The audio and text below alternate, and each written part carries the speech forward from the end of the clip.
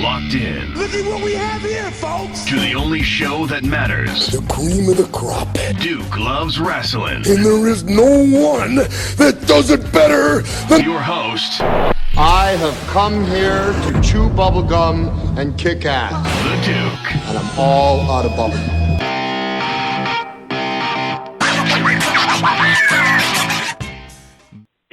It's been a tremendous whirlwind when we talk about WoW Superheroes Season 2 and all of just the fantastic things that are going on.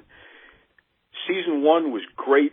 Season 2 has been even better, mainly because more backstory about all of the WoW superheroes. And our next guest here, let me tell you something. She has been tearing it up, and I want to warn everybody, she's already threatened to beat me up a couple times here, so I'm going to be very careful what I say because I don't want any problems, especially now that I know that she has some backup. But without further ado, welcome to the Duke Loves Rasslin podcast from WoW Superheroes, Razo. How are you, Razo? Hey, Duke, I'm doing great. And, yeah, those threats are all very real, so I'm interested to see how you avoid pissing me off. Well, and let's be honest here. I tried to apologize to you because you brought out some backup this season, the Psycho Sisters, and the three of you have really been leaving bodies laying all over WoW Superheroes, and quite frankly, I'm terrified. So can you and I officially just let bygones be bygones, or am I going to have to watch my back the next time I show up at a WoW Superheroes event? Listen, we can let bygones be bygones as long as you remember where your place is. That's all I got to say about that. We are an undeniable force. My place is sitting in the audience with my bag of popcorn. I am not a wrestler. I don't want any problems from you ladies. I'll just say that right off the bat here. And let me jump right into that because in the beginning of Season 2, we had David McLean come on the Duke Loves Wrestling podcast, and he specifically called out the Psycho Sisters. He pointed out the fact that when you ladies debuted together, he thought you were going to get booed out of the building. And the complete opposite happened. The crowd was going crazy, and you know, everybody, let's get Psycho, and everyone was screaming and what have you. And that energy has only built as the season has progressed. Does that surprise you that you've gotten such a positive response from the fans? It doesn't really surprise me at all because, let me tell you something, running a gang, one of the number one things you have to have is charisma, right? And so I've always known that I'm a charismatic person. I can convince people that they should want to be a part of whatever I'm building. So we look cool, we act cool, we are cool, we hit people really hard. I mean, what is there not to love about the Psycho Sisters? And I think that everybody watching the Psycho Sisters feels a part of themselves that they wish they could let loose the way that we do. Well, that's for sure, and you certainly have let loose. In fact, I've seen some things online where you've shown that the Psycho Sisters gang is pretty deep. I mean, you know, it's just the three of you at WoW Superheroes, but it looks like you have a lot more sisters than anyone could have ever imagined. What's that all about? And are you all really related here, or are you just calling each other sisters because you're part of the gang? So, as I said last season, I'm not sharing any information about how many members of the Psycho Sisters there are because you actually have no idea how many members of the Psycho Sisters there are. Nobody knows how many members there are except me. And we call each other sisters because we are sisters, and the bonds of blood are pretty weak compared to the bonds of sisterhood. Anybody who shares your morals, who shares your code, who will die for you, that's your sister. So we're not actually from the same birth mother, if that's your question, but we are all sisters with the bonds of family. You know, they're all girls who have come from places where they were told they weren't acceptable, whether that was their behavior or their looks or what have you, they all come from a place of almost abandonment, where the people who should have been telling them it's okay to be yourself and to be who you are, we're not telling them that. And so that's why they came to me. And the Psycho Sisters is all about being a place where women can feel empowered, where nobody's going to tell you that you don't belong here just because something's a little different or a little off about you. And so it really only made sense that translated to the wrestling ring. And yes, not every Psycho Sister is a wrestler, but I think you might be surprised about who is a Psycho Sister and who isn't. Well, wait a second. Is there a possibility that I could, fill out a membership application and become the first Psycho brother? I mean, I'm Absolutely a pretty not. cool guy. Why not? Wait a second here. I'm offering to join and be the No, male thank you. on- We're full. Thank you. Oh, We're man. full. Well, okay. I see how it is now. You just want to keep all the glory for yourselves there. I get it. Tell us about WoW Superheroes and the path of destruction that the Psycho Sisters have developed here. Because, again, in Season 1, you were doing your thing and you were progressing along just fine, but it seems like here in Season 2, you're not holding back. It's as if you're driven. There's a goal. There's something that you're striving for. What is going on, especially with you, Razor, in Season 2 of WoW Superheroes? I mean, that's absolutely the case. I've always said we were going to have gold around our waist. I knew that David McLean was hiding the WoW Tag Team Championships because I study my wrestling history and I knew that they existed. And the fact that they weren't on Season 1 was an issue for me because that's what we are aiming for. That's what we've always wanted. So when he announced that there was going to be the tournament to determine the tag team champions of WoW, that's when, my opportunity arose. This is what the Psycho Sisters are here for. We're here to get that gold around our waist. And there's no other team in WoW that is a real team the way that we are. So there's no other team that deserves to win those belts more than us. Well, and I'll tell you something. You definitely are favorites to make it to the end and at least compete for those WoW Superheroes Tag Team Championships. I know that there are a lot of other tough teams out there. You have the Bully Busters. You have Jessie Jones. She just started to team up with Amber O'Neil. So you definitely have some competition there. But the Psycho Sisters, because you have so many members, because we don't know how many sisters there are, there's no telling what folks will have to face if they step up and try to challenge you. Now, I did my research. Okay, Razor, this is the Duke Loves Rasslin podcast. I make sure I'm prepared here. You actually have had an interesting journey training in pro wrestling. In fact, there is another show on Access TV that comes on right after WoW Superheroes. So WoW Superheroes, 8 p.m. Eastern Standard Time every Saturday on Access TV, which leads right into New Japan Pro Wrestling's show that happens at 9 p.m. Eastern Standard Time on Access TV. But you're familiar with those folks over there. Tell us about your experience at the New Japan Dojo. My experience at the dojo was very intense. I was the only woman there. There were maybe, I think, about 25 of us. So I was the only woman there. I was probably the smallest and the shortest person there as well. And they changed absolutely nothing for me. The weights on the machines when we were doing circuits would be the same weights the guys had to do. The exercises that we did, the wrestling drills, I had to do them with the guys. I had to do them the same as the guys. There weren't exceptions made for me. And it was probably one of the proudest moments of my life because I was incredibly sick. I'm sick all the time because I don't get enough nutrients living poor as I do. So I was really sick. I was the only girl. And the guys told me at the end of the week that anytime they wanted to quit, they just looked at me. And they were like, if she's not quitting, there's no way in hell I could quit right now. I have no excuses because I had tissues stuffed up my noses and I'm still doing, 150 jump squats just like everybody else. So, I really showed them my heart. And, Mia Shimoda, who's a wrestler down in Mexico, even told me that, she felt I had the strongest heart in the whole class. And that meant a lot to me to hear somebody who's kind of a veteran in my industry was rooting for me. And of course, getting to train with Shibata and other people whose names I can't say because they have very strict rules in New Japan about who's allowed to work with who. But I got to work with some pretty impressive names and learn a whole new style of wrestling.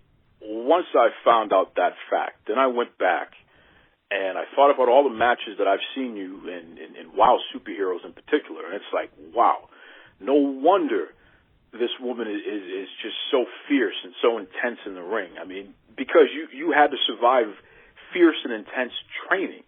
And it's almost as if you're taking out some of those frustrations out on the WoW Superheroes roster, and then you bring your Psycho Sisters in there to join you to do that. It's kind of diabolical. I got to be honest with you about this. I absolutely bring all of my bitterness, my anger, all of my ill will every rude thing someone has ever said to me, anytime I've been told no in my whole life, I bring all of that into the ring with me. I'm incredibly upset anytime I'm in the ring. And to be able to just hit somebody and release some of that anger, release some of that frustration, you're absolutely correct. I am doing that. Well, and let me tell you something. It looks like it definitely hurts every time you put your hands on somebody, which, once again, this is exactly why I'm just trying to be your friend here. I don't want any problems with Razor or any of the Psycho Sisters. I just want peace. Peace. Put that on a shirt. Duke don't want no smoke. That's right.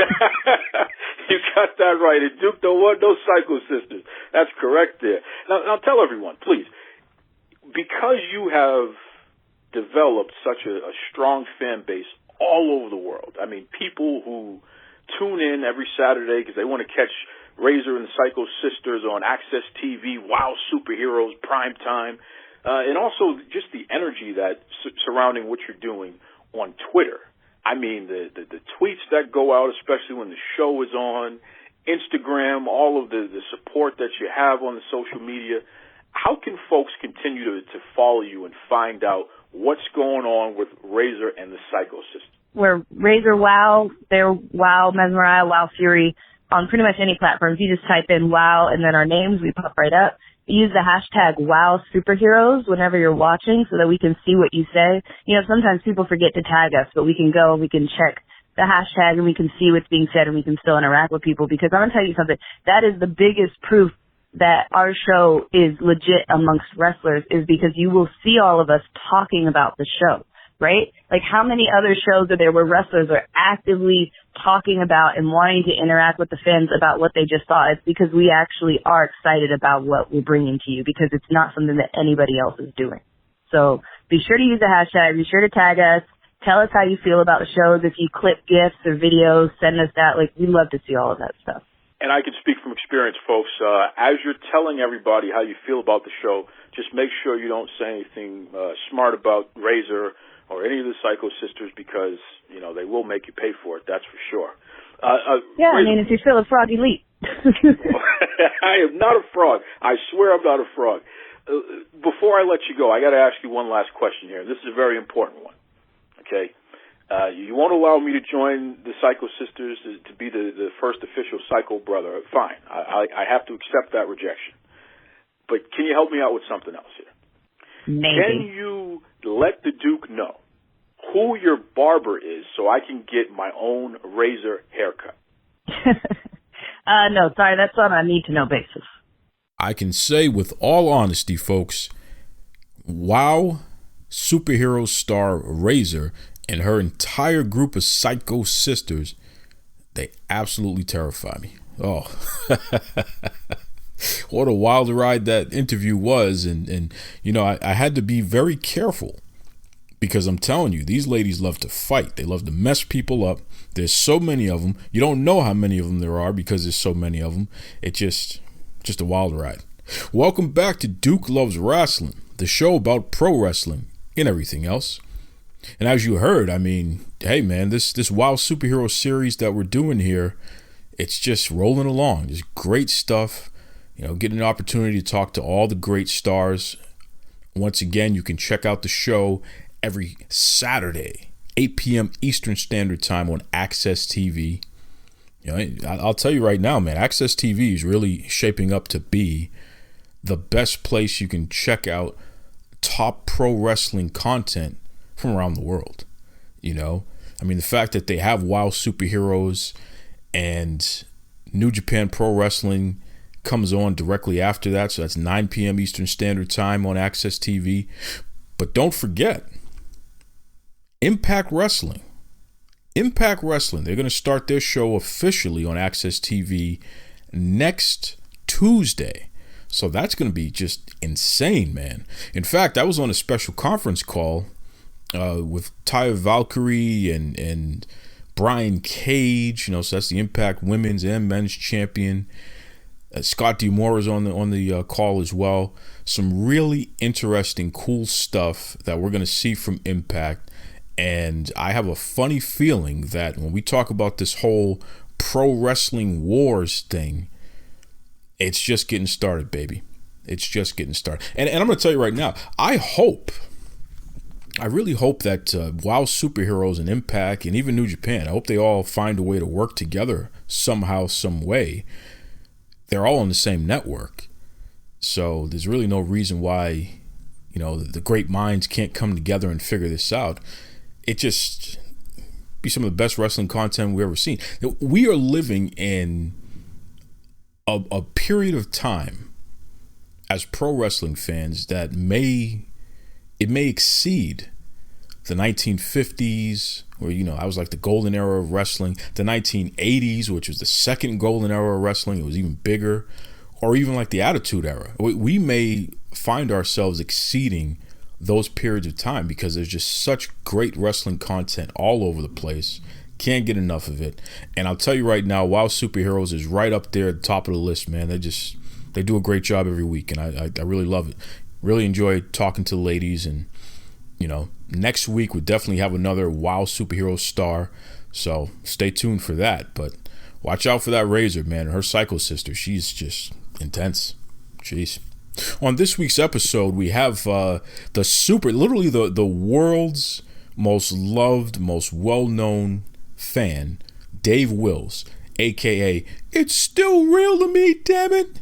Remember that guy? Yeah. So I got Dave come back, and we're going to have an interesting conversation about going viral, and really, when he was on the show initially, he told a story about that moment, but he goes a little in depth this time about how he was feeling in the moment and what brought about that phrase and the intense emotion that came out of him and what have you. So it's really some compelling stuff here, and Dave is so animated. I know everyone's going to enjoy that. We also have part 2 of my conversation with Alan Rolette of RiverHorse Photography. And, last week's interview, you all responded so well to it. It just, of course, Alan is just such a great guy. And most people who know Alan didn't know that he was in the military before, and also that he was an educator. So a lot of folks got a chance to learn something new about Alan. So in this part 2, we talk about he and his family, and a great story involving his wife and some close friends. You folks really going to enjoy that. But, before we get to any of that stuff, though, let me go over a few more top stories, because there's just so much going on in pro wrestling, and I want to make sure that I stay ahead of the game here, or at the very least keep you ahead of the game by keeping you up to date with what's going on. And I'm going to tell you right now, I'm very disappointed in what I saw this past Monday on Monday Night Raw. I don't know what first of all, it was a very good show. There was some great content there, some great wrestling action and what have you. Don't take this the wrong way in that regard. Overall, it was a good wrestling episode of Raw. But I'm very disappointed in the fact that there wasn't a single women's wrestling match on Raw. Not even one. 3-hour show on USA Network, they couldn't have one single women's wrestling match in 2019. And you folks know how I feel about this. It just drives me up the wall, man. How is this even possible? It's irresponsible. It's unacceptable. Very disappointed in WWE and the Raw team. And that includes you, Paul Heyman and Vince McMahon and Triple H and Stephanie and whomever else is responsible. Not a single women's wrestling match on Raw. It's crazy. Doesn't make any sense. And I understand the fact that a lot of the ladies were in Australia doing a tour over there, doing some promotional work and what have you, and that's great. And they had Becky Lynch on ESPN. She was doing something there. But the thing that was like the biggest slap in the face is that they had the audacity to have Natty in a match with Sarah Logan that they filmed for the main event show. I mean, come on. You couldn't move that match up to the main roster? Natty and Sarah can go. They're solid wrestlers. We couldn't have that match on the main roster on the main show on Raw? I mean, come on. What are we doing now? And it's unacceptable to even have just one match in a 3-hour broadcast. But you couldn't even do that for us this week? That is just not the way to go, man. When I think about the fact that I watched NWA Power, and that's hashtag NWA POWERRR, NWA Power. This past week's episode was, I don't know, 45 minutes, 44 minutes maybe. They had women's matches. I mean, it's unbelievable. It wasn't even an hour-long show and they had a women's match. And it was a very good women's match, by the way. Come on. Think about that for a second. So what is going on that Raw couldn't do that? It's unacceptable. I think the NWA Power Show, I think they had a women's match every week. Just about. It's unacceptable what you're doing right now. WWE, get it together. Please. Get it together. And I understand that they're going over to Saudi Arabia for this crown jewel stuff. And look, I totally am not necessarily against them traveling around the world and doing these big super shows. I don't feel comfortable with the fact that they're doing a super show in a country that will not allow women to wrestle. That doesn't feel good. As a fan, as a person that respects and appreciates women athletes and women in general, as a human being, I just find that to be a little distasteful of the WWE to do business in a situation like that, especially when they're supposed to be an equal opportunity employer. It's ridiculous. But that's what you're doing. Fine. But that means that you don't put on a single women's match during Raw or your 3-hour broadcast on TV. Some folks are speculating it's because they need to focus on leading up to the Crown Jewel pay-per-view event. Whatever the case is, I don't know. It just get it together. Please. Just get it together. So disappointed in you guys. Goodness. I'll tell you right now, with AEW, they're showing one women's match, which is unacceptable. It's a 2-hour broadcast, but they're showing one women's match. They're at least putting something out there. You know? So I've been railing on them about their one women's match, and Raw just comes and just completely craps the bed with zero. And no, this isn't about quotas and crap like that. These women are great wrestlers. There's no reason not to feature them. Come on. Speaking of AEW, they had a pretty good episode this week. Give them credit. You know, the crowd is just, they're very into the product. And I almost have to take a step back and acknowledge the fact that that product, as is just not for me. It's just not. They're not catering to me as a fan. And I get that. And I have to accept that. It's like some music, you know. I love all kinds of music. I love rap, I love rock, I love jazz. Jazz is my favorite. Country, love country. But I don't like all rap and all rock and all jazz. I certainly don't like all country. A lot of that stuff is just not for me. And I think that's what's going on with AEW. The stuff that their fan base enjoys is stuff that makes me change the channel. And let me tell you the setup here, folks. This is the kind of person that I am, because I want to make sure I deliver the best content for you, right? I have AEW playing on the computer, and I have NXT playing on the TV. And if I leave the room, I'll just load up my Xfinity app, you know, through Comcast, and I'll flip the channels on the phone. That's how dedicated I am. I don't miss anything, right? And I also DVR it in case I have to go back and just double check something. And I live tweet. You guys see my messages as these programs are going on. But my point is, I watch NXT and AEW at the same time. So I'm seeing, while one thing is happening on one program, what's happening on the other program. I'm able to just see the differences there. Now, what AEW did that was just fantastic, and I've been complaining about this since the beginning, they didn't waste time. They got right into the show, right? So in less than 2 minutes, the first match started. Private Party and the Lucha Brothers. Great stuff. Except These guys are doing flippy dippy all night long, right? Flippy dippy.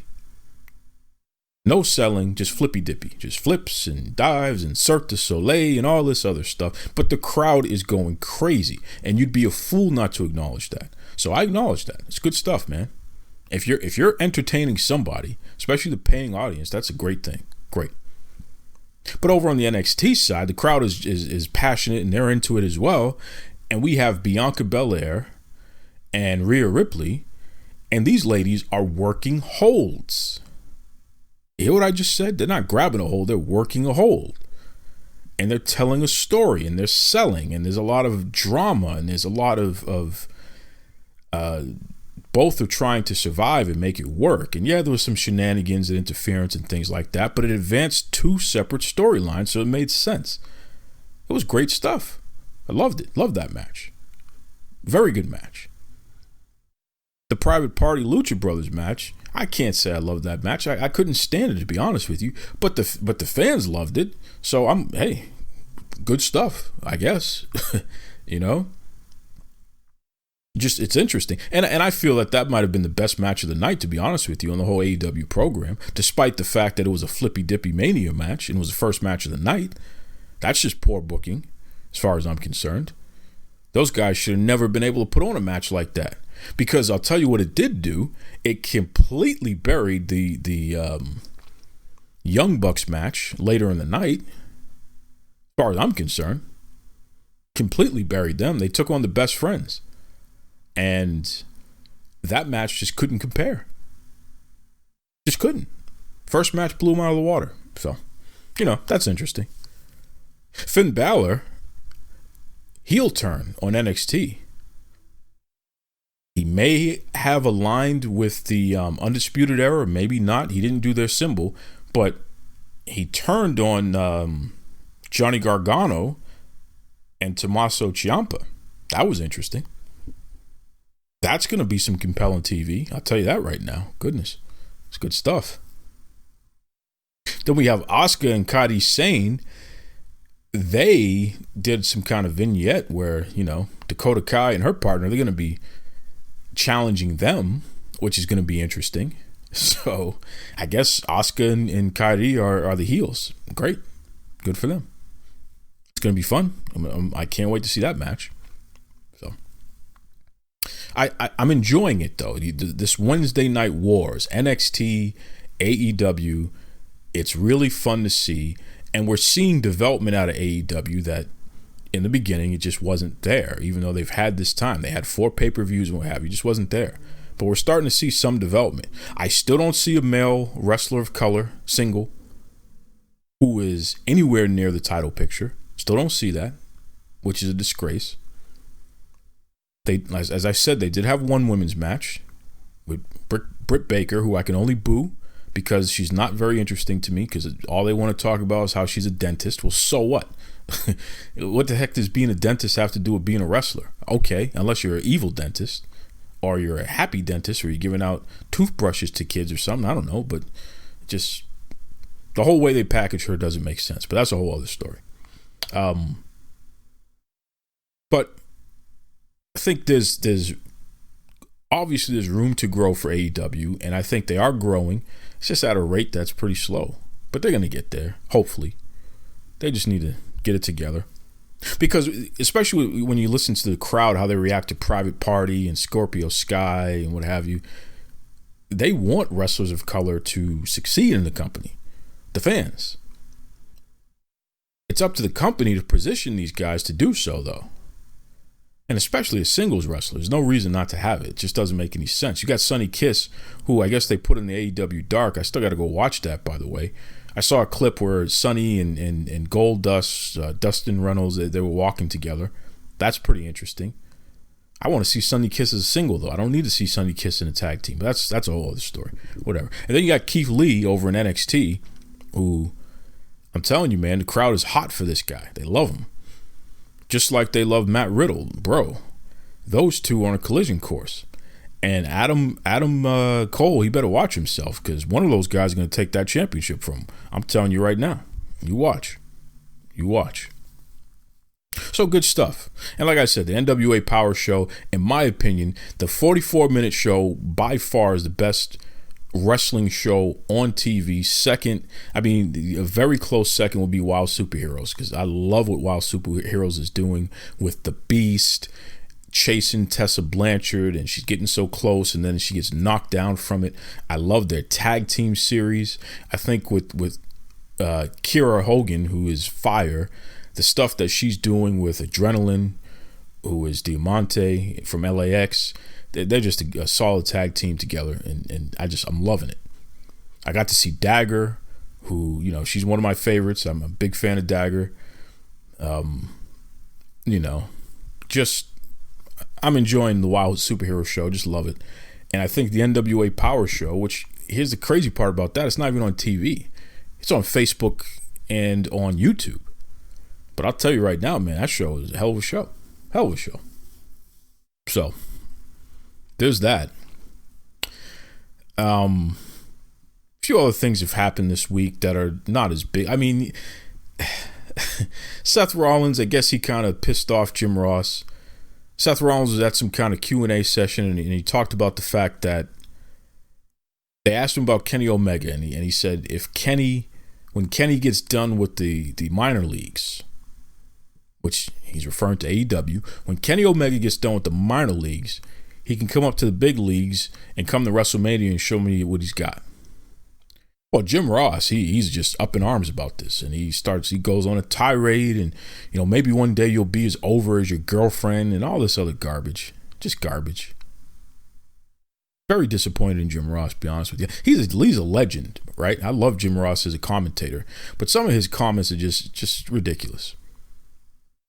If you combine the entire AEW roster, with the exception of Chris Jericho, right? I'll take Chris Jericho out of there, but everybody else who's a performer in AEW, all of them combined are not as big of a star as Becky Lynch is. Her name is Becky Lynch. She's not Seth Rollins' girlfriend. She's Becky Lynch. He's her boyfriend. All right? You know, come on. It's like you're trying to insult the guy, but you're doing so using his lady, and she's a bigger star than everybody, basically. Like, stop that. It's foolishness. Jim Ross. And I would tell JR to his face that he's being disrespectful, and that was just beneath him as a legend, as a Hall of Famer. That's beneath him. Don't do that. Respect these women. Don't bring them into it. If you got something to say about Seth Rollins, you keep it with Seth Rollins. You don't start going elsewhere with that nonsense. That's nonsense. Stop that. JR. People have been giving Jim a hard time because of his commentary, and I'm going to be honest with you. I enjoy listening to Jim Ross commentating, but I'm going to tell you right now, I think Tony Schiavone is the real star of that commentary team. I think Tony is carrying the team. Because Tony is doing things that, you know, Excalibur does a great job in his role, and I take nothing away from that guy. I'm actually so impressed with the strides that he's made. But JR kind of goes all over the place with some of the stuff he says, and Tony brings it back, and Tony makes sense. So take that for what it's worth. You know, it is what it is. But it's interesting. Like I said, folks, we're in a time where pro wrestling is just, there's so much going on, so much to keep up with, and it's fun and it's exciting, and there's something for everyone. New Japan Pro Wrestling just announced that they're going to be advancing in America. They're setting up an official American division, which there's no surprise there because WWE is creating an NXT Japan. So, you know, both companies are advancing in the other company's territory, so to speak. It's interesting. I love it. Love it all, man. So, hey. Stay tuned to see how all that stuff's going to develop. But you know, here on the Duke Loves Wrestling podcast, I'm going to keep you updated. And hey, you got to check out the Facebook, the Instagram. Got to check out the Twitter. Keep up. I'm telling you, every single day I'm posting the top stories. I'm giving analysis about it, interacting with you listeners and some of your favorite wrestlers and journalists out there. That's what we do, man. That's what we do. That's right. Okay, listen. I got him on the line here, so let me jump right into this. And in fact, we're probably going to make this a multi-part interview because I'm sure there's going to be a lot to talk about. Coming up right now, while I sip on my matcha latte. Has any of you guys ever drink that matcha stuff? Shoot me a message. Shoot me a tweet or Facebook. Let me know what you think of matcha tea. Right? It's green tea that they crush up and they turn it into a latte and what have you. I'm drinking that stuff now. Navitas Organics. You know, I told you I was drinking that turmeric tea before a couple weeks back, which is pretty good. Pretty good. But I'll tell you, man, this matcha, this is the bomb. Okay? I'm going to try that turmeric again just to make sure, just to compare it again. But this matcha, oh my goodness, the matcha latte, this is the real deal right here, Jack. And I put a little sugar in it. I have to admit that. I like it a little sweet. But I will tell you that a lot of folks drink it straight. You know, my bodyguard, she'll drink it straight. It's good stuff, man. It's good stuff. See? I like tea. And I like the different powders and the healthy stuff. You know, you mix it with a smoothie. It's not because I'm trying to be, I don't know, the next Finn Balor body or something like that, or the next Bobby Lashley. I just like the taste of this stuff, to be honest with you. And the fact that it's healthy is just an extra bonus. So, I don't know. Navitas Organics, you know, you probably see them on my Twitter account sometimes. I know they interact with me sometimes because they know I'm a fan of their products. Check them out, though, man. You know, CVS, Walmart, Target, you name it. They're all over the place. But they got these little packets where you can either pour your favorite milk or milk substitute, or you can pour your water in there and got yourself a tea. So I'm going to matcha my way into this interview with literally the most respected pro wrestling fan on the planet and the most beloved. We're talking about It's Still Real to Me, damn it, Dave Wills, and it comes at you right now. Dave, you and I are friends, and you've been on the show before, and we talk online and what have you. Here's the thing that has always stuck out to me, Dave. You were at Tribute to Starrcade, which was like a fan fest, and 2006, and you saw all these heroes and what have you, and you got wrapped up in the emotion, and while you were asking a question, you thought about wrestlers who had passed away, like Eddie Guerrero, not too long before that. Well, yeah, I'll take you back on that. You're up there. This is the first thing. It's an emotional moment for me because I'm with my buddy Craig Smolinski. Yes, Craig, we see your hand. We don't see you, but yeah, it's you. But Craig and I went up there to Spartanburg. Yeah, I let him drive. I drove to Athens, hitched a ride in his car, and went down there. I was excited. I met Jim Cornette in the Midnight Express before. I had met his wonderful wife, Stacy. I think Stacy's great. And I met some of the guys, but I had never met the Barbarian. Yes, there's a lot of Barbarian love here. Calling the Barbarian, I still think you could put him on TV and have him work with Samoa Joe or team him up, and it'd be great. But, of course, somebody screwed up, but that's just my take. And you can argue with me, but it does no good because I'm not going to listen. I have my prejudices, and the Barbarian will never not be wonderful. But that's beside the point. I got to meet him. I was even in tears. I'm like, this is real. I looked at Kirk. But then I also saw Foley coming in, and I remember some of his ECW interviews where he says, Dynamite Kid, hey, thanks for all the dives outside the ring. Thanks for everything, thanks for all your efforts. But at the end of the day, sorry you don't have how many of you fans are going to be like, sorry, Dynamite, thanks for all the great moves and thanks for all your sacrifice and all the great bumps. Sorry you don't have a pot to piss in or when to throw it out of.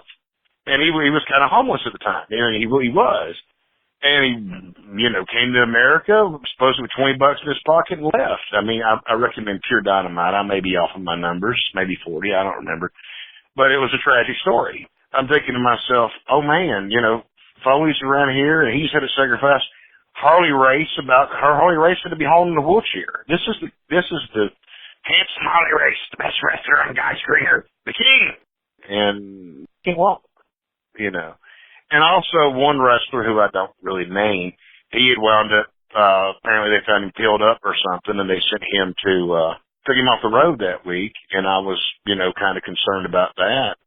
The fact that it was just so many different people were just dropping dead. And I'd say that, you know, certain things that you may put into your bodies to increase your muscular definition and size can also have an effect on you. And if you're using other substances, whether they're cocaine, soma, whatever, that can also affect you too.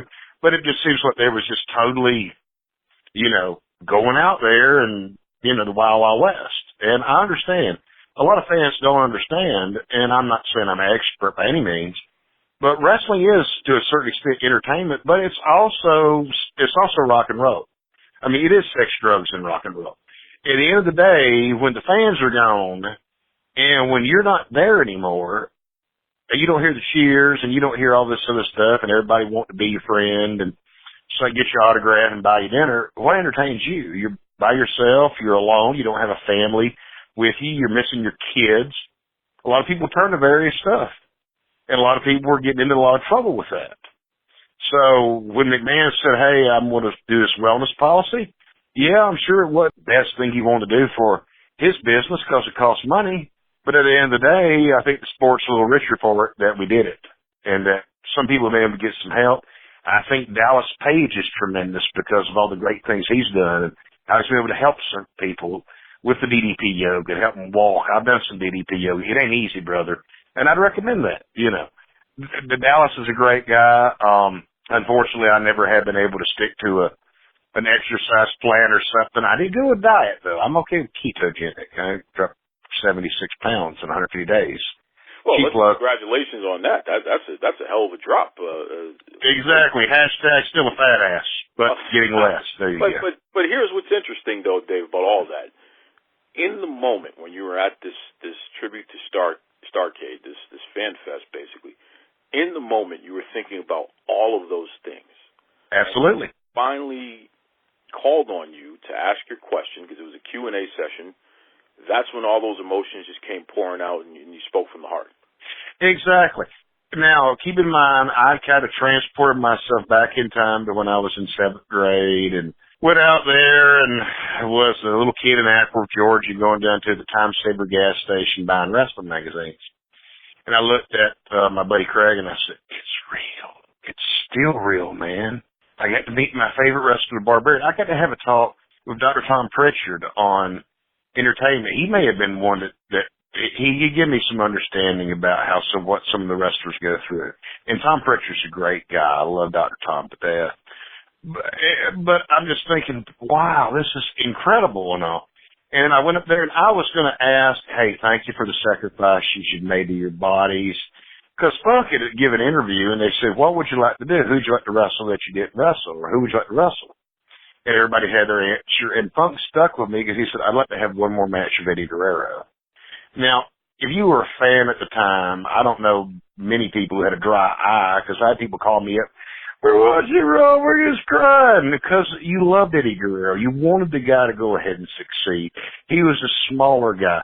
He was a guy who you just wanted to root for. Great heel, great face, but you just liked the guy. He was just likable. And, you know, he had passed away. And that sucked so bad because you really just were rooting for him personally. And people were like, oh, man, this is horrible and terrible and all. And Funk said, I'd like to have one more match with Eddie Guerrero.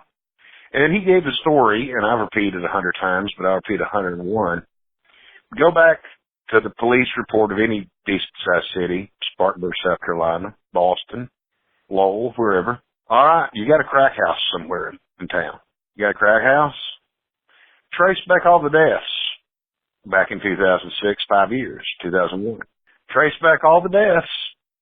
And you'll see more deaths than wrestling at the crack house. And Funk said, we got to get together. And Funk has always been on the edge of, you know, the next big thing, the next evolution of what's going to happen, in my opinion. He's been tremendous as far as being able to call something. He said, we got to go in here and, you know, the guys that we've mentored, we got to encourage wrestling to clean itself up, that we need to get in here and, you know, if we have to withhold our love from these people. Because, you know, this shouldn't be happening. And I want to stand up and say, thank you, Mr. Funk, for saying what needed to be said. I don't want to see another one of these deaths in wrestling. Thank you so much. I agree. And I'd love to hear some stories about Dick Murdoch, because he's a tremendous character. In, I think, one of the books I read, it may have been Funk's book. I can't remember exactly. I believe it was Terry Funk's book, or one of them, where they talked. It may have been Bill Watts' book. I can't remember which one it was, but they told a story about Murdoch was hired as an ambassador for Coors, and he'd go into a bar. Hey, how you doing, buddy? Hey, I'll buy you a beer. I'm drinking Coors. You can drink one too. $100,000 a year. Great job for a guy. Then he got his truck dirty, wanted it ran through the car wash that they use on the beer trucks. Anybody can see this was not going to end well. Well, of course, he went ahead and pushed it and got it ran through, took the paint off, and he sent Coors a beer. And no more Goodwill ambassador for Dick Murdoch. I wanted to hear more like that, because just, you know, we don't have these characters here, and it's a different dynamic, a different dichotomy, a different society of wrestlers than there was years ago. And I want to hear more, because I'm intrigued with the history of wrestling and intrigued with how things went and how stuff goes. And I had it all planned out. It's going to be great. But no, it became so, thank you, Mr. Fuck, for saying what needed to be said. Condry's like, take it easy, man. I'm like, I want to see another one of these. And I guess I had a momentary lapse of Tourette's for a minute. It's still me, damn it. And then I gained my composure, and next thing I know, I'm on a tape trading board, because I love tape trading, and I got many videos. I don't have as much as Vince, but that's okay. I got plenty I can watch. And someone had a tagline, it's still Ruby, damn it. I go, hey, man, that's a great line. I've used it, too. Have you seen the video? And I'm like, uh-oh. And I found out that my ass went viral. They're talking about me in the WrestleCrap message board. I go up there and say, yeah, that's me. And they're like, prove it. I'm like, I don't see anybody waiting in the line to claim it's me when they're not. Believe me, I'd love to stand under a rock. But, hey, I can't really deny the way it looks, so I kind of better fess up to it. And I mean, at the end of the day, hey, it was, and I felt that way. Hey, at least I wasn't, you know, at the New England Patriots game picking my nose on the big screen, you know. So, I mean, I can't complain. So, I'm known for the guy that cried at a wrestling question and answer, so be it. Hey, it's all good. Well, here's the part that sticks out to me, Dave. Everybody's a fan of something. We all understand how we feel about it and how it can get so overwhelming, especially when you're in the presence of the people that you're fans of. Sure. I think the part that a lot of folks miss, and I want to get your take on this, the emotion wasn't just emotion by itself. You legitimately were overcome by everything you just said. The fact that some of these guys could barely walk. These folks have put their lives on the line just to entertain us. And unfortunately, most of the time, there's a very small population that actually gives a damn. No, you're right. And they're not the only ones. You got Stuntmen in California, but, you know, they're entitled to other things, like they're entitled to health insurance and unions, and they can join, I guess, SAG-AFTRA. I may be mistaken about that. But you got so many other things, and yes, they make a choice. I get that. Yes, they make a decision to do this. But at the same time, I mean, we need to take it for what it is. That if you're having guys who are just dropping dead who are very healthy, change need to occur, and I'm glad they did. The interesting thing is that the internet never goes away. It never forgets. This is something that when it happened, I had to live with for the rest of my life. And we don't know now what we know today. Because now if something goes on the internet, you're on there. On the bright side, looking at it in retrospect, I'll give you a thing. Whenever I've changed jobs or got a new job somewhere, I had to have a conversation with my boss or whoever I'm going to work for. Hey, there's a little internet video out there of me, and I've been on Tosh.0, and I need you to look at this because I don't want it to come from a client or a customer or something. And thankfully, most have been cool. One boss said, I see it as nothing different than a really hardcore football fan. Other people are like, hey, I loved watching Abdul the Butcher when I was a kid. This is great. Other people are like, wow, Dave, you know, hey, you're kind of a superstar. I'm like, well, whatever. But, you know, at the end of the day, thankfully, they judged me based upon my work in my shoot job as opposed to what an internet video said. What's ironic, or I wouldn't say ironic, what's amazing is you get so many people out there that just want to be a jerk and judge somebody's intelligence, judge their worth, judge their sexual orientation on a small snippet of less than 30 seconds of footage. I went on YouTube and looked at various things. People saying, oh, this guy will never be laid. He's obviously homosexual, which I'm not. Not that I care if anybody is. Hey, I love everybody. You know, that's the way I look at it. But it's amazing how we become a nation full of trolls, too, that we're just out to look for the negative and to, I guess, build ourselves up. But my whole take is, you really don't go out and make your candle shine any brighter by blowing anyone's out. That's what a guy I used to work with named Early said. And that's the thing that's concerning. On the other hand, I will say that in retrospect, I am very pleased that if it had to happen to somebody, it happened to me, because I was picked on when I was a kid. I was always a little short, fat kid who was a little bit, well, they thought I was smart. I don't know if I was or not. You'll figure that one out. But who had the glasses and was a nerd and couldn't get a date and wasn't a stud by any way, shape, or form. And, you know, at least if they're picking on me, I can take it. I mean, I'm not going to worry about what some troll says or something, because nowadays it's becoming ridiculous. Because you got people out there in high school judging people, you know, outing them, stuff like that. And the bad thing is, in high school, this is something like, this is their only time in their lives. They're not going to see what's going to happen when you're 40, 50, 30. This may be the biggest heartbreaking disappointment they've ever had in their life. If they post a picture, if a girl's on there and they post a video of her in a compromising position with somebody, and, you know, her friends find out, her parents find out, they may really go into a state of deep depression or become suicidal and all. And at least if they're getting on my case, they're leaving somebody else the hell alone. And life's fragile. I can see how it could be funny. Do I think it's funny? No, because I thought it was very serious with the deaths in wrestling, with the fact that I was really concerned about the wrestlers. What also is interesting is a lot of wrestlers have told me, I feel the same way you do, buddy. That spoke to me.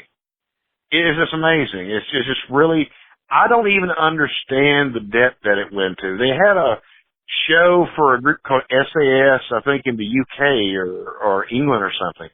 And it was called It's Still Real to Us, damn it. I didn't realize that. One guy was telling me he sent it to a guy in Japan saw it who was a wrestler. I'm like, you gotta be kidding me. It's just amazing. Just the fact that it's went so far, the viral fame and everything. I don't quite understand it. Some fans, hey, I think I know you. I'm like, well, it's great to meet you, you know. Fans ask, hey, can I get a picture with you? Can I put you on Instagram? Can I put you on Facebook? You know, can you follow me on Twitter? Sure, you know. It's just really amazing the fact of that this is where it winds up at. And the fact that I got to tell my employers, the fact that, you know, at least people are leaving others alone. If they want to pick up me, so be it. I've got healthy self-esteem. We all have disappointments in life. Am I glad it happened? I don't know, but under circumstances, hey, it happened, and hey, you can't take it back, so you live up to it. What can you do? I'm sure that Fred Ottman, Superstar Bubba, Big Bubba, Typhoon, Tugboat, whatever name, what was it? Hercules Haggerty, whatever name he was using over in OVW or Oregon, OWF, Oregon Wrestling Federation. Probably would have wished he didn't go through the Super Shockmaster thing and fall whenever he came out of there and get a clumsy thing. A lot of people would like to do that, but you can't do nothing about it. So you just got to take it in stride, I think. Well, here's what's funny about this whole thing. You went viral before we really knew what viral was. God, do I know it. And it's crazy because when you think about it now, it's been close to 14 years. I mean, in fact, it's right around the 13-year anniversary of when you went to that event. Let me ask you this, Dave. If you could give any advice to anyone out there who is on the cusp of going viral or something happened and this video is about to be circulated and what have you, tell us something that you know now that you wish you knew when this first happened. Copyright any Tourette's utterances you may have, and make sure you make a T-shirt. No, I'm kidding about that. Some jokers selling that crap on Amazon. But seriously, though, I had no idea what it was going to do. I had no idea. I had no idea that it was going to just go that high. I had no idea that it would be played on Jimmy Kimmel. I had no idea that it would be used other places. I had no idea. I had no idea I'd be on Daniel Tosh's show, on Tosh.0. Thought it was great. Tosh was a nice guy. I didn't know he was going to, kind of do a dig at Owen Hart. I didn't like that very much. But, I mean, it's on the bright side, certain things, could have been different things, but I wouldn't have got experiences along the way. I wouldn't have been able to be called and go to Lenore, North Carolina and ring-announce a match with Jerry Lawler against Dusty Rhodes, which unfortunately will never happen again. Yeah, they may have been a little bit past their prime. But doggone it, it's Jerry Lawler and Dusty Rhodes. I'm over sitting in Los Angeles at the tape of the Tosh.0, eating cheese enchiladas with Sergeant Slaughter, Coco Beware, and the $1 Million Man, Teddy Biasi. That's the thing that is just uncanny for me. I heard in other people discuss how it's cool whenever your heroes can become your friends. It's just really amazing to be accepted by a lot of people. A lot of fans may be like, I'm not that guy. And I got a lot of hell because they say, this guy doesn't know wrestling's, this guy thinks wrestling's real. Well, I knew it was predetermined. I'd set up a ring. I'd known how things work, but I'll be damned if I'm ever going to call it fake, because the sacrifices these guys make, there's nothing fake about that. Absolutely not. That's something that is ingrained, and I can't wrestle. I actually had one match in my life, and I'm sure it was a colossal catastrophe. But it served a purpose. I was a heel manager. The face won. Hey, the protagonist beats the antagonist, and we go home. And good triumph over evil. But still, I got a lot more respect than to go in there and, try to even consider myself a wrestler or a worker or anything like that. Because, yeah, I've done some managing. I've done some ring announcing. And if I were to be called off the earth, if my warranty were to expire tomorrow, hey, it's been a hell of a ride. It's been a great life, and I can't complain about it. I mean, it's just been a amazing opportunity. I'm being interviewed on a great show of Duke right now because of what happened to me. It still just blows my mind. It really does. Just little things, I've known Ray Lloyd, the Glacier, for, over 25 years, whenever he used to work Independence in Georgia. And to see him, having his little organization, his little training center, the One Fall in Atlanta, doing well and doing things with, QT Marshall, I recommend his movie, and AEW, to see somebody like, Ron Reese, who was with me, Big Ron Studd. These guys know me. One of the most amazing thing was, I was talking to Ray, and I hadn't seen Ron Studd in years, and Ron walks up and says, "Hey, how you doing, Dave?" I'm like, "Ron, I love you, Dad. I love you. Hey, Dad." Just playing around, goofing off. And then I walk up, and then Ken Shamrock walked over there, and Ron's like, this guy is, he's in the video. He goes, "Oh, yeah, I've seen that." I'm thinking, oh my Lord, what the hell? Hey, I just got put over by a giant, to the most dangerous man, Ken Shamrock. My 15 minutes of fame, I think I've stole a couple extra minutes along the way. But I'm still considering myself a fan, like you guys. like everybody who's listening, like everybody who is doing the podcast, like everybody who's not in one of the major organizations. I'm still just a guy. And the Tosh producers, I'll go ahead and expose their business. I was cracking jokes and being silly on the stage, and someone said, okay, you're cracking some of this up. Here's again. The people who have the web redemptions are the normal folks. Tosh is the nut. You guys are ordinary people who wound up in extraordinary situations. And I don't think I've ever said that before. But yeah, that's what one of the guys smarted me up to. And I'm like, wow, ain't that the truth? That blows me away. Just being there to able to do it. And then to run to Sergeant Slaughter was kind of cool. The uncanny thing is we had a photo taken of Sarge and myself and one of the producers and Tosh and Coco and DiBiase and all. And I had it, and I wanted to make sure that I gave a copy to Sarge. Sarge told me last time I saw him up in Charlotte, put it in my office. I'm like, oh my God, my picture's hanging in Sergeant Slaughter's office. He's G.I. Joe, man. He beat me to Cobra Commander and Sophitor and Destro and Cartoon. Yo, Joe. Great dude, man. It's just an extraordinary life. And I've taken some ribbon. People have said, I'm sitting in my mama's basement eating Cheetos in my underwear, which I'm not. But I take a little kid, and hey, guess what? You're going to have people who are haters either way. People who are successful are polarized. And I'm sure there's some people who are thinking, I wish Stu could fall off his pedestal and not podcast. I could get me a better shot. You're going to have people who ain't going to like you because you do something good. You're going to have people who are going to like you because you did something bad. America, unfortunately, it would now become a troll environment to a certain extent. We tear down people left and right, which is unfortunate. And people love to see somebody who falls to earth.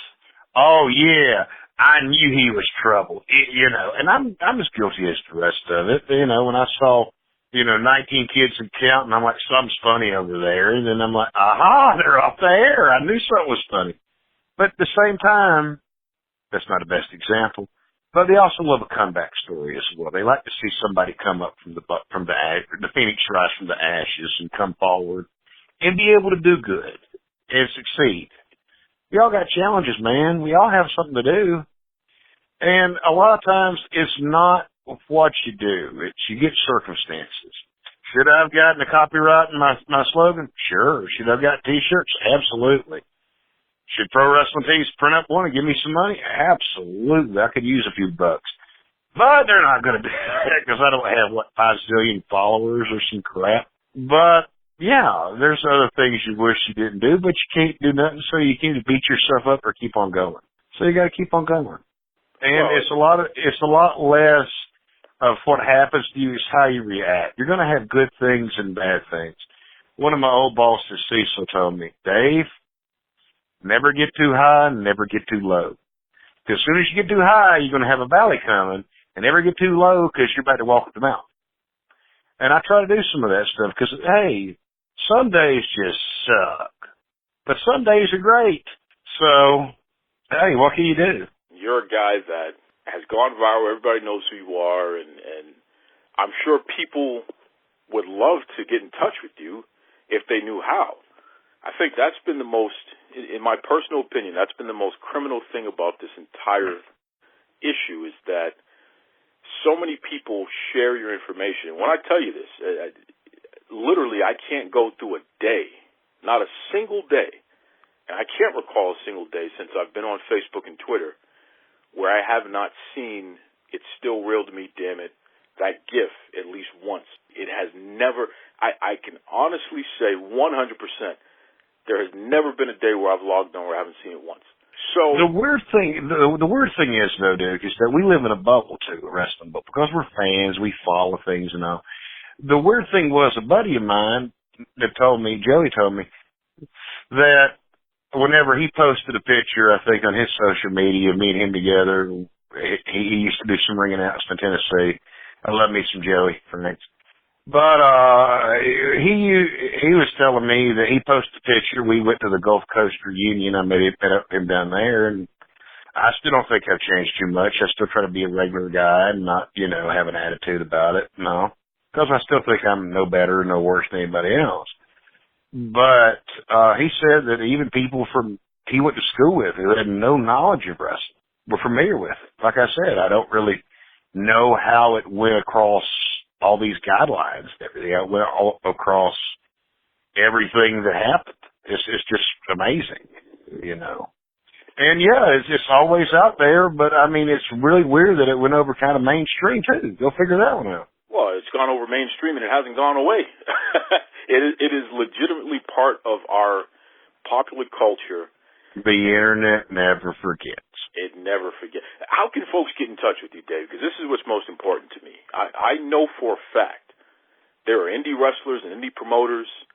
There are big-time wrestlers and big-time promoters. There are people who just have events, whether they're corporate folks, always looking for some motivational speakers or special guests for their events or what have you. I know for a fact that the listenership of Duke Loves Rasslin, we have a mixture of all of that from around the world. Let them know how they can get in touch with Dave Wills, because I'm sure they would love to invite you to their events. I'm sure they'd love to hire you to do some things. That's Still Real Dave. I would give out my number, but then I'm going to have a zillion phone calls. But that's Still Real Dave on Twitter, and, if it's legitimate, we can work things out and everything. I try to be a decent fellow and all, so... hey, I never have been up to the Northeast. I've never been to Boston. I've never been to New England. I've never been to New York. I don't know that they're bringing in everybody else up there for Fan Fest and conventions and all. I might be able to sell them some photos. Not that I'm trying to pimp myself, but, as the Godfather says, pimping ain't easy. I miss Mr. Soul Taker in Memphis. That's just me. But,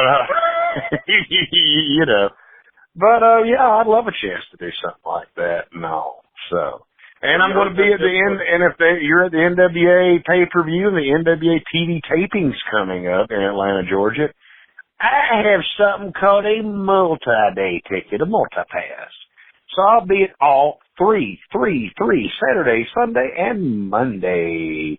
The NWA Studio Wrestling is back. And no, I don't work for them. I just showed up, and apparently I'm on the commercial now, which is fine. Hey, if it increases awareness, people like it, good deal. It's Still Real Dave. Say that one more time. Still Real Dave. StillRealdave.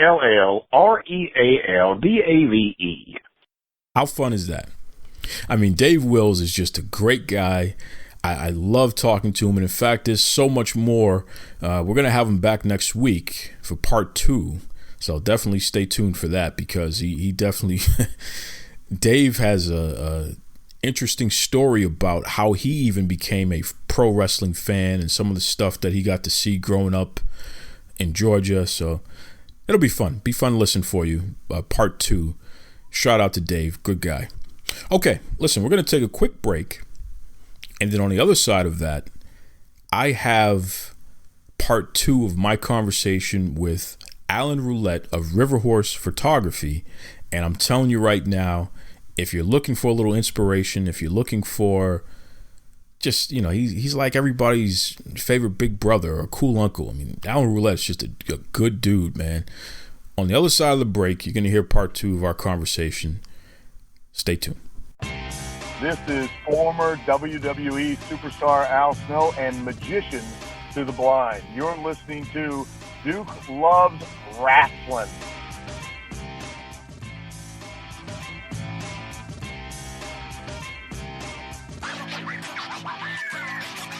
You and I were talking offline, and you mentioned the last time you were on this podcast, and you said you were listening to the show on a road trip with your wife. Yeah. And she said something to you, and I asked you if you'd be comfortable with mentioning that on the show. Tell everybody what your wife said to you and what happened during that road trip. So we're in California, and we're driving up into the mountains to look at the redwoods. And I was like, my God, I'm going to go see these trees that have been around for millions of years and blah, blah, blah. And I got, at the same time, your show was coming on. And as we were driving back down the mountain, the show came on, and there were 4 of us in the car, and everybody's like, we want to hear. And I'm like, okay. Yeah, so we were playing the show. If I remember correctly, it was when we were talking about how many black wrestling photographers I knew of, and I said I knew of one other one. Since then, I know of a second one, but I knew of one other one. And my wife was like, can you pause that for a second? Pause. So I paused it, and she goes, you really only know one other? I'm like, yeah. And I told her who it was, and she was like, oh yeah, I've heard you talk about him. And it was strange. She was like, that's weird. I could hear that. And like, she learned something about me. Like, I've been with my wife for 30 years. And you get this idea when you've been with somebody that long that you just have a level of ESP. And sometimes it causes arguments. Well, you just should have known, that kind of thing. But sometimes you have moments like that where they go, I didn't have any idea that's what how you saw things, or what your life was like, or what your day to day. Like, you feel like when you're with somebody that long that you know every single thing about them, and you know every minute of their day because they tell you every minute of their day and all of that. And it was just a fact that I had left out, that us both being black was significant to her. She was just like, wow, like, you really.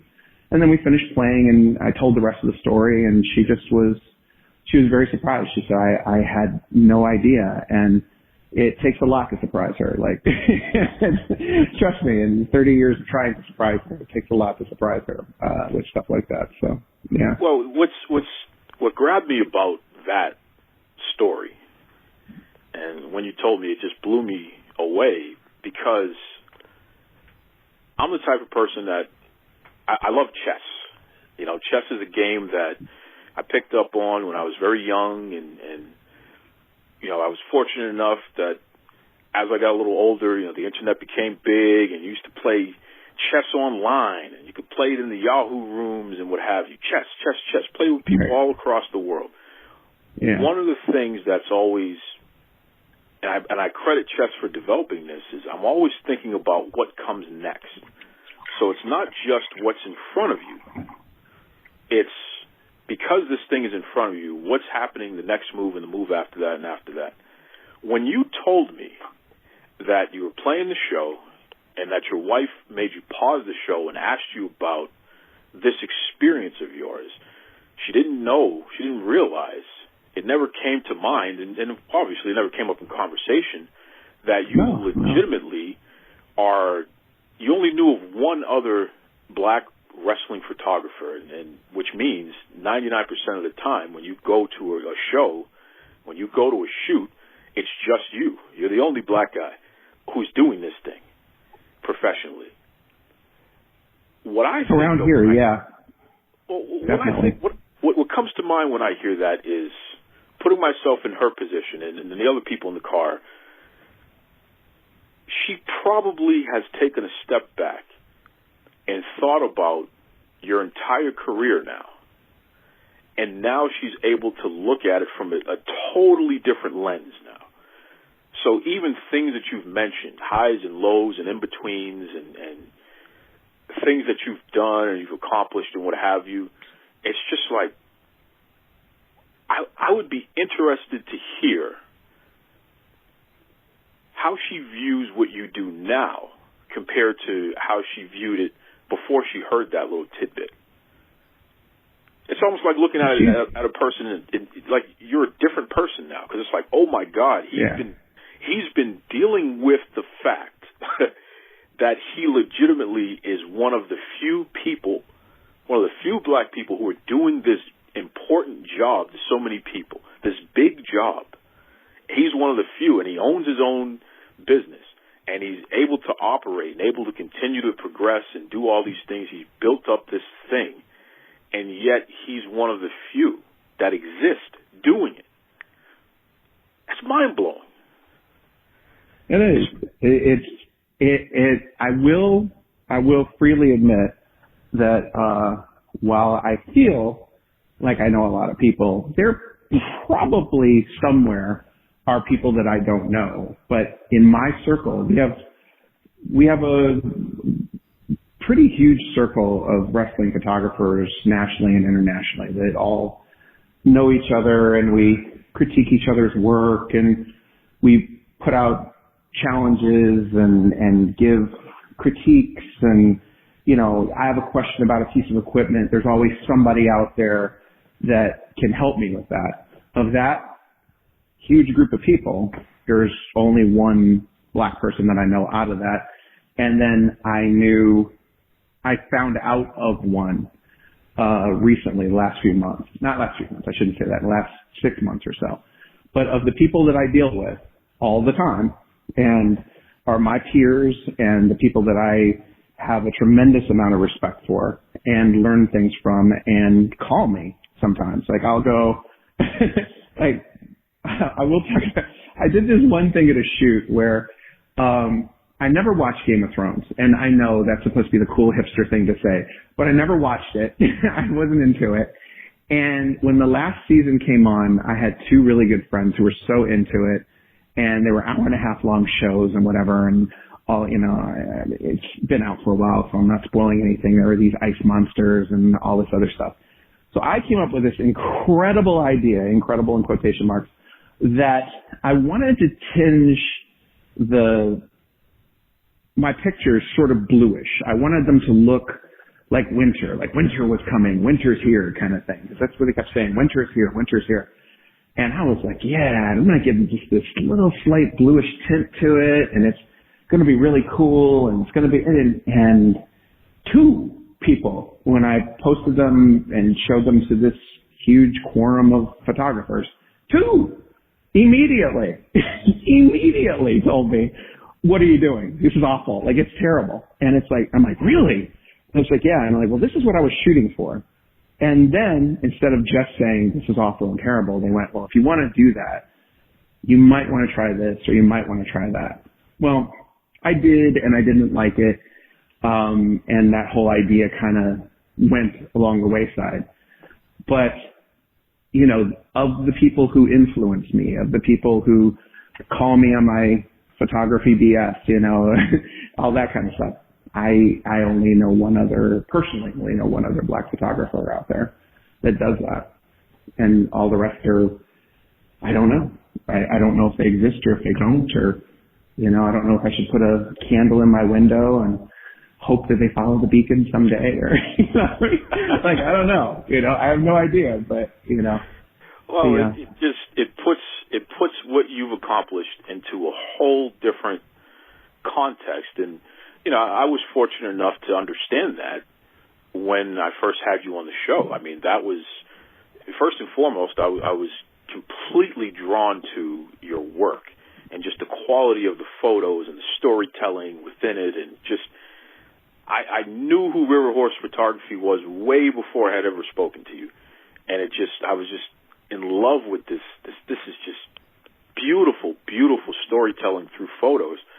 And then when we got a chance to interact with each other, and then I finally had you on the show, you telling your story. We had talked about the fact that you legitimately, because I said to you, I think I prompted you with, I don't see too many black wrestling photographers. Are there a lot? Are you unique in that regard? I think that's how I set up the question, because I had an understanding of the fact that there aren't many of you in existence. So, again, just the fact that your wife, who you've been with for 30 years, she gets that factoid, and it causes her to think about that fact for the first time after all this time of knowing you and seeing you and being there with you through the entire development of the business. God, again, her perspective on that story would be really interesting to hear, because how does she view everything now, and how does that differ from how she viewed it before that? So I don't know. You know, folks, I'm gonna put some hard work in behind the scenes. I'm gonna see if I can get Mrs. Rolette to come on the show and just briefly talk about that, because I really think that would be an excellent complement to everything that Alan, Mr. RiverHorse Photography is spoken about in regard to his career. So that would be like the cherry on the cake, again, to hear from somebody so close to him, share their perspective on finding out that information for the first time. That's I'll see what I can do. In the meantime, Alan, if anyone out there, professional wrestlers, football players, roller derby people, anybody, or just a regular doctor or garbage man down the street. If anyone wants to partake in your services, if they want to put themselves in a position where they can allow RiverHorse Photography to help them tell their personal stories through photos, what is the absolute best way that they can reach you? Please, in detail, spell it out for them. Let them know. Absolutely. You can always call me or text me, 863-409-7143. You may get a message back that says I'm shooting, but I always get back in touch with people. If you'd like to see my work, RiverHorse Photography, Alan Rolette on Facebook, RiverHorse Wrestling Photography, Alan Rolette on Facebook. On Instagram, it's RiverHorse_photography. For my regular stuff, for my wrestling stuff, it's RiverHorse Wrestling Photography all together. Twitter, RIV_horse_photo. You can always just send me an email to riverhorsephotography@gmail. And the thing is people get ideas for photo shoots and they're not sure, or they think they can't afford it, or they think this is too much of an investment, or too much investment of time, too much of an investment of money. It's not an idea I have fleshed out yet or whatever. I love to collaborate. We can talk over, it doesn't cost anything to talk to me and say, hey, this is the amount of money I want to spend. What can we do? Or, hey, I had kind of an idea of sort of doing this or this. Is that possible? And I'll be honest with you. I'll say either yes or no, or I'll say, you're not ready for me yet, as far as payment is concerned, or wow, you are more than ready for me. It's the brainstorming and the collaboration. My pictures are used for people to get work, to get jobs, to promote themselves. I literally revamped an entire medical group's website, all headshots, all action shots of them, examining babies and doing all those things and telling their story. They said, we need our story told. We're not the same type of medical group as other medical groups. I'll give them a plug, Lakeside Pediatrics. They're awesome in Lakeland. Help us. And we did, and it was a matter of 5 shoots for hours, and we shot a ton of stuff. And now with their website update, they can tell their story. Dancers can tell their story. Wrestlers can say, this is who I am.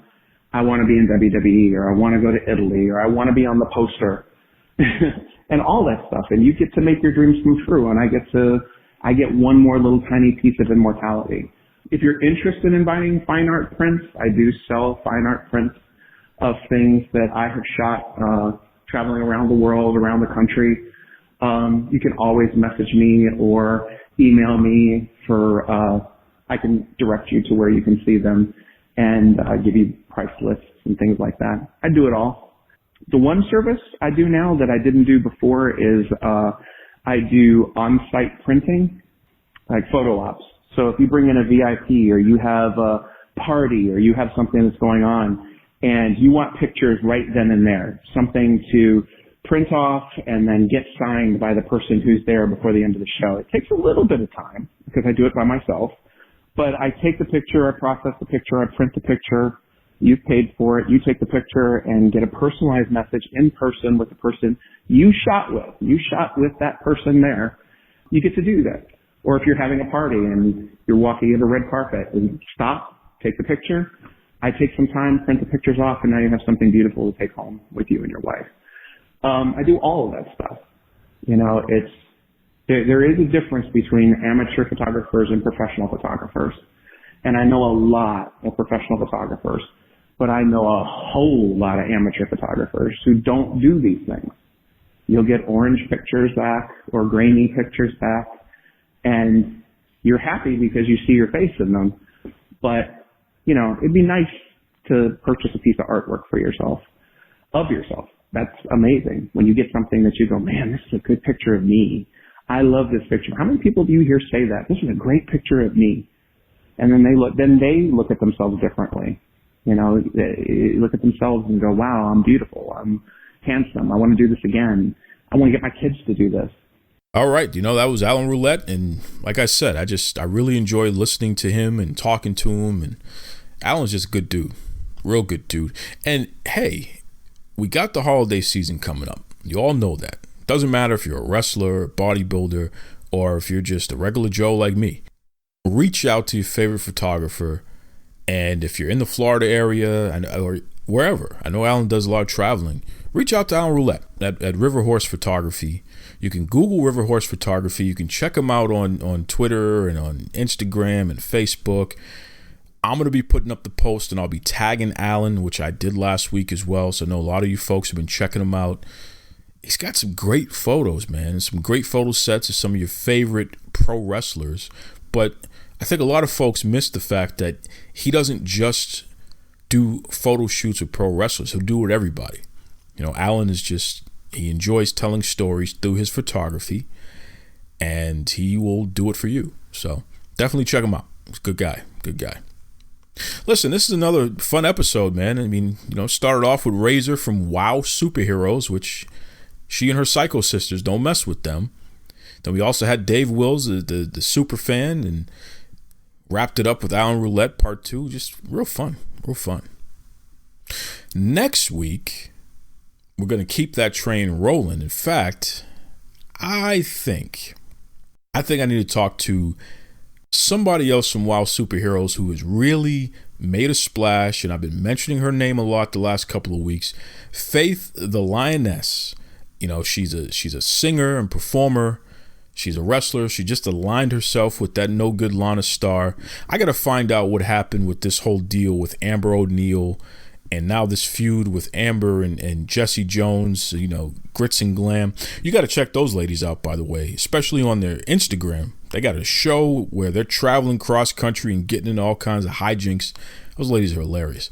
But I'm going to get Faith the Lioness on here, and she's going to have to answer some questions, man, because I got plenty of them. Okay, that's right. That'll be next week, though. Until then, be kind to yourselves. Be kind to others. This is the Duke signing off. Hey, this is the Duke of Dorchester. The one, the only, the man of the hour. Yeah, can you handle that, baby? I want to tell you this. You've been listening to Duke Loves Wrestling.